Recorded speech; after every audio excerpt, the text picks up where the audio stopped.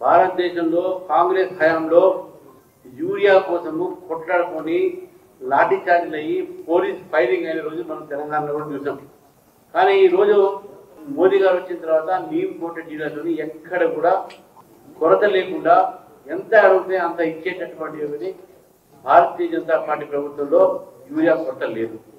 అయితే ఈ మధ్య భారతీయ జనతా పార్టీని బదనాం చేయడానికి కొంతమంది శక్తులు ఈ కాంగ్రెస్ పార్టీ మన తెలంగాణకు 9 లక్షల మెట్రిక్ టన్ ఇవ్వాల్సినటువంటి యూరియా మనం 12 లక్షల మెట్రిక్ టన్ ఇచ్చినప్పటికీ కూడా తెలంగాణలో కొన్ని యూరియా షాపుల ముందు లైన్ కనబడతా ఉన్నాయి. దానికి కారణం ఏంది? నేను ఈ ప్రభుత్వాన్ని అడుగుతా ఉన్నాను, ఇది అధికంగా మేము ఏదో ఇచ్చినామో ఇది ఎందుకు ఫర్టిలైజర్ షాప్స్ లో పోవట్లేదు?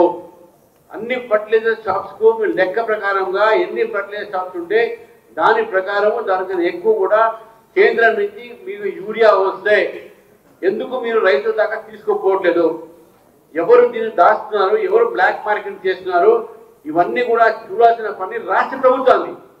కేంద్ర ప్రభుత్వం మీకు కేవలం సరఫరా చేస్తుంది మీ డిమాండ్ ప్రకారం. ఫర్టిలైజర్ షాప్స్ నుంచి విటర్న్ అనేది ఉంటుందో అది రాష్ట్ర ప్రభుత్వం చూడాలి. మీ బాధ్యత మీరు మర్చిపోతారు. దాన్ని ఈరోజు చెప్తా ఉన్నాను, రాష్ట్ర ప్రభుత్వము ఈరోజు కేంద్రం ఇచ్చినటువంటి ఒక యూరియాని మీరు బ్లాక్ మార్కెట్ లో దాచడంలో, తర్వాత డీజిల్ పెట్రోల్ బంకులకు అమ్మి ఈ యూరియాని డీజిల్ లో వాడేటడానికి బ్లాక్ మార్కెటింగ్ తెలంగాణలో జరుగుతుంది అని చెప్పేసి మీకు ఈరోజు చెప్తా ఉన్నాను. కనిపిస్తారా ఈ యొక్క కృషి మంత్రి తుమ్మల నాగేశ్వర గారు నేను అడుగుతా ఉన్నాను, మీకు తెలియదా ఈ విషయం? మొన్న మీ ముఖ్యమంత్రి గారు మీరు అందరూ కూడా కలిసి నడ్డా గారిని కావడం జరిగింది. మీకు స్పష్టంగా చెప్పడం జరిగింది ఆ రోజు.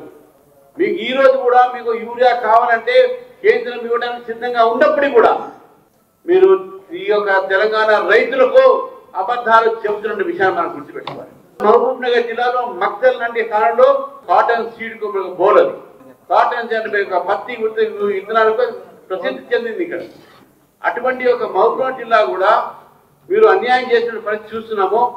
ఫర్టిలైజర్ షాప్స్ తోని కొంతమంది కుమ్మక్కై ఈ కాంగ్రెస్ పార్టీ నాయకులు బ్లాక్ మార్కెటింగ్ చేస్తున్న విషయాన్ని కూడా ఈరోజు చెప్తా ఉన్నాను. కాబట్టి తెలంగాణ రైతులు తప్పుదారి పనిచేయకండి.